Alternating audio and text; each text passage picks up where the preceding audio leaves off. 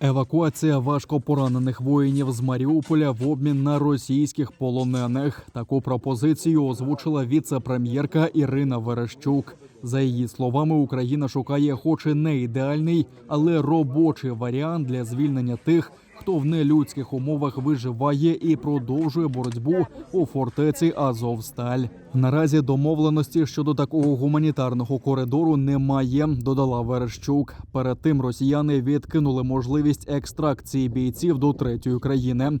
Українські воїни до полону не здаються, а розблокувати Маріуполь військовим шляхом поки неможливо, наголошує віце-прем'єрка.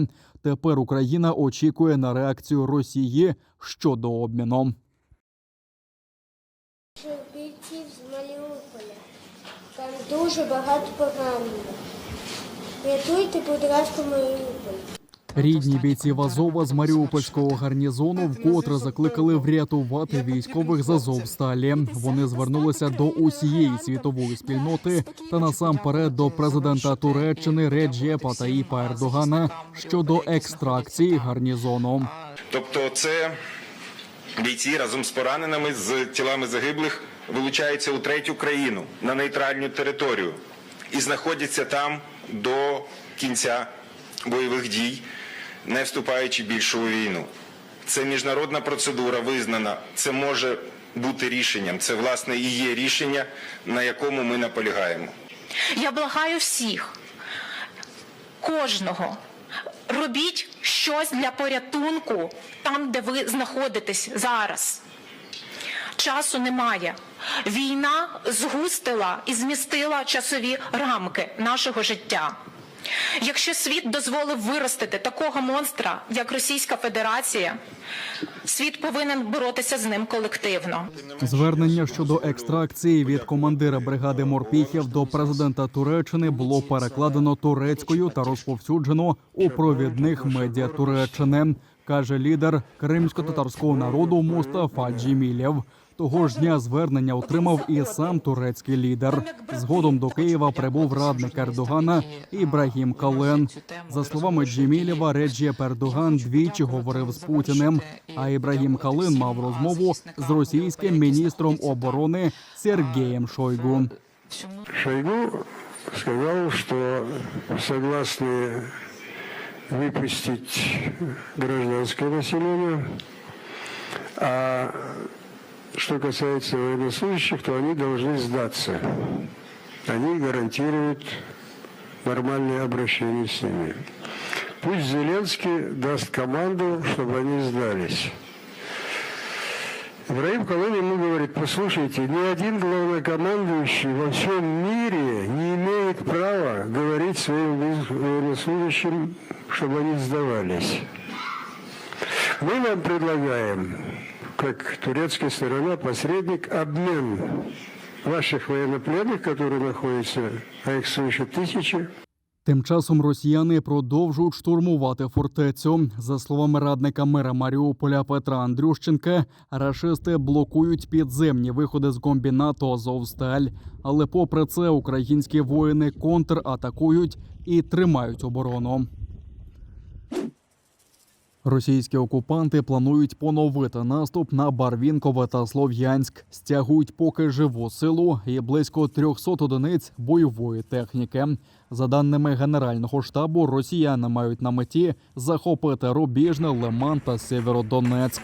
Напередодні українськими воїнами на Донеччині та Луганщині відбито 9 ворожих атак і спалено 8 танків, 6 бойових броньованих машин, 5 автівок та зенітну установку. Також на цій ділянці фронту у росіян поменшало на 4 безпілотники «Орлан». У Генштабі зазначили, що рашисти сунуть на Лиманському, Сєвєродонецькому, Бахмутському, Авдіївському та Курахівському напрямках. На Лиманському напрямку ворог форсував річку Сіверський Донець для введення основних сил та проведення наступу. У напрямку на Сіверськ веде наступ в бік Зеленої долини і Новоселівки. Тривають бойові дії. Для забезпечення подолання водної перешкоди агресор з території Російської Федерації у напрямку Кремінної перекинув техніку понтонно-мостового парку. На Сєвєродонецькому напрямку Противник веде наступ у напрямку Кудряшівка-Сєвєродонецьк. Має частковий успіх. На Бахмутському напрямку ворог веде штурмові дії у напрямку Первомайськ-Комишуваха.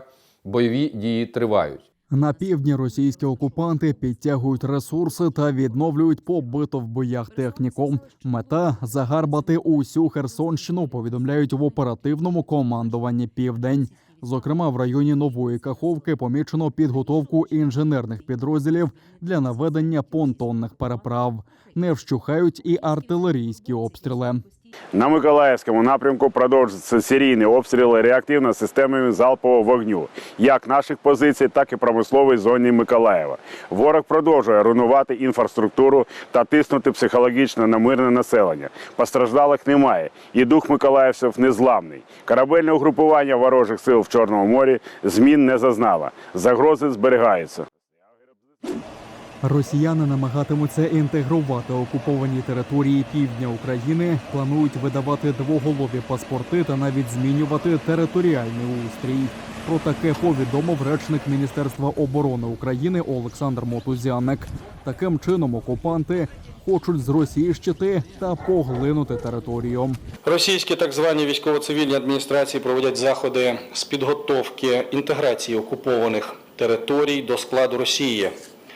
Зокрема, зміни адміністративно-територіального поділу, адаптація правоохоронної, банківської, прикордонної системи до російського законодавства.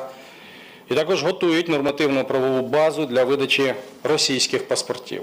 Водночас росіяни взялися покращувати протиповітряний захист в окупованому Криму. Ймовірно, побоюються українських атак з неба по рашистах, які перетворили півострів на військову базу. І також противник посилює систему протиповітряної оборони на західному узбережжі Кримського півострова. Зокрема, в районі селища Чорноморське, мис Тарханкут, розгорнуто зенітну ракетну батарею ЗРК С-300 у складі 3 пунктів управління. Ми вже тут. Крим – це Україна. Такі наліпки «Привіти» виявляють родичі кримчан, які воюють в лавах російських окупантів проти України. Наліпки залишають на автівках чи вхідних дверях до помешкання колаборантів. Муж приймає участь в спецоперації на Україні. Господи, Боже, мені що? До нас люди самі звернулися і попросили, щоб ми приїхали. Приїхали і привезли. Я не знаю, зараз подивимося. Найнеобхідніші харчі, засоби гігієни та навіть смаколики та іграшки для дітей. Усе це дісталося селища Мощун на Київщині. Ще нещодавно мальовнича місцина зусиллями руського міра перетворилася на випалену пустелю. Знищено ледь не 90% людських помешкань. Все вигоріло вщент, навіть ні ложки, ні вилки, нічого немає. Дві хати все згоріло, що в доньки немає, що в мене немає. Це страшне. Дякуємо за допомогу, що ви за нас турбуєтесь, переживаєте, бачите, люди допомагають. 11 днів сиділи в підвалі і дуже страшно стало для дітей. Вже почали і в двір прилітати снаряди. Дуже страшно. Люди, які залишилися ні з чим після російських бомбардувань, потребують уваги та підтримки. Організатори допоміжної акції з координаційного центру Меджлісу, Хасини та фундації Евкав кажуть, ми поруч з українцями, які постраждали від війни. Основне для дітей, для продуктів. Бо жилья ж немає, треба якось допомогти батькам. Продукти дали, спасіба. А не тільки продукти, Таня, що ж ти не кажеш? І миючі дали, і чай дали, і сахар дали, і продукти дали. А зараз будемо стояти чергу, постіль дадуть, каструльки дадуть, якісь чашечки дадуть. Бо знищили повністю житло. Знали, що дуже село постраждало, з сусідами вирішили трошки зібрати речей. Продуктів нам допомогли і Меджліс, повністю все, що могли, забезпечили. Дивлячись, як люди розбирають, дуже взагалі село постраждало, на жаль, і що можемо робити. Мощун відчув і російські фосфорні бомби, і нескінченні обстріли, і звірства кадирівців та російських нелюдів. Село звільнено українськими воїнами наприкінці березня, але до нього нікого не пускали ще упродовж 3 тижнів через засилля снарядів, що не розірвалися. До села, де точилися запеклі битви за Київ, потроху повертаються люди. Утім, попереду ще довгий шлях до відродження затишного і процвітаючого Мощуна.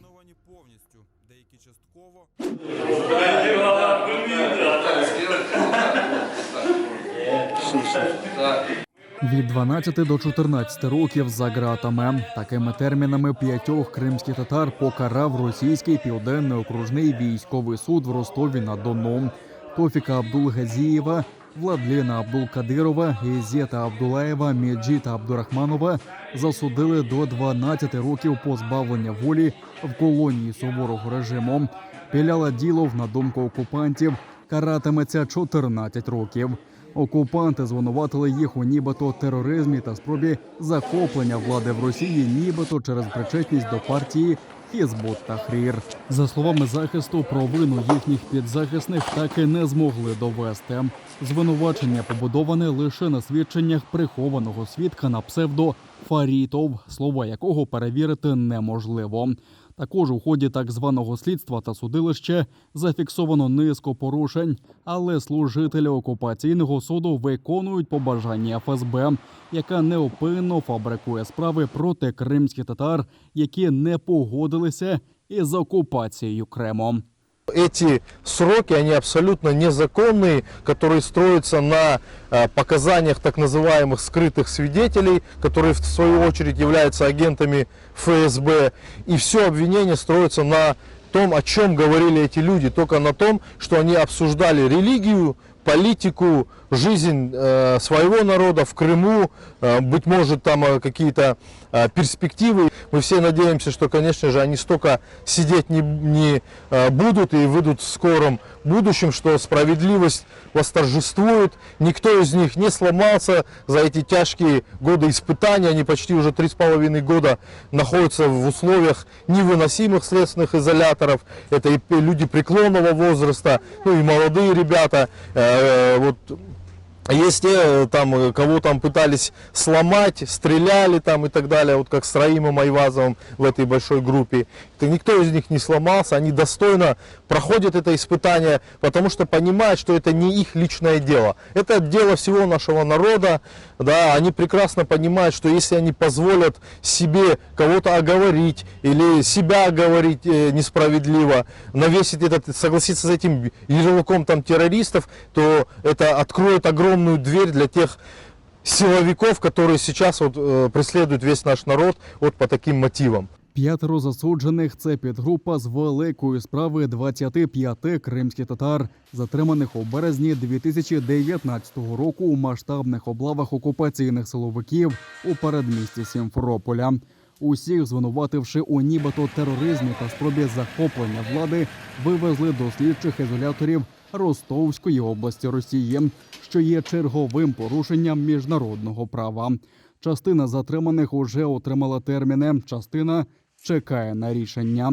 Рідні засуджених не мають сумнівів, що це є політична справа. Їх близьких засудили до таких термінів, оскільки вони були громадськими активістами, відвідували судилища та надавали підтримку раніше затриманим кримським татарам та їхнім родинам. С данным обвинением мы не согласны, как и не согласны наши мужья, так как это все не обосновано.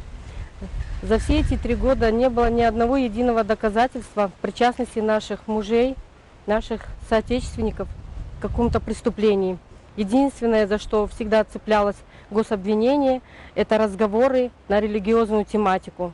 Наши мужья выступили с сильными мыслями в своих последних словах перед вердиктом, в которых они защищали не себя, а весь народ, его идентичность, культуру, мировоззрение, защищали право свободно и спокойно жить на своей земле.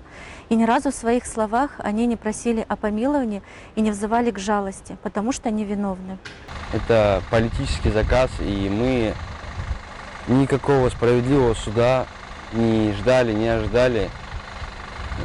Это я бы не назвал судом, это судилище над мусульманами Крыма, над крымскими татарами, над теми людьми, которые исповедуют религию ислам, живут по исламу, и никому они никогда не делали плохого, они помогали людям, которые нуждались в помощи, делали все от себя зависящее, бросали все свои дела и шли на помощь людям. На протяжении целого года судебных заседаний мы приезжали с Крыма с моей несовершеннолетней дочерью, которая родилась после ареста мужа. С 2 лет мой ребенок целый год ездил на суды, потому что это была единственная возможность увидеть своего отца. Мы верим, что эти сроки только на бумаге, что наши мужья выйдут, не будут сидеть столько, сколько им дали. Наши мужья очень стойко держались, подавая пример нам, находящимся на свободе, как нужно держаться стойко. И сегодня во время приговора они встретили нас в зале суда с улыбкой. И также они приняли приговор, который им озвучил суд. За звинуваченням в уявному тероризмі та міфічному захопленні російської влади в окупованому Криму затримано уже більше 80 кримських татар. Близько 200 дітей ростуть сиротами. Правозахисники засуджених вважають їх політв'язнями. З кожними новими облавами кількість затриманих зростає, а російські спецслужби, ведучи боротьбу з уявним тероризмом, багаторазово завищують свої показники розкриття реальних терористичних злочинів і тримають у страху місцеве населення.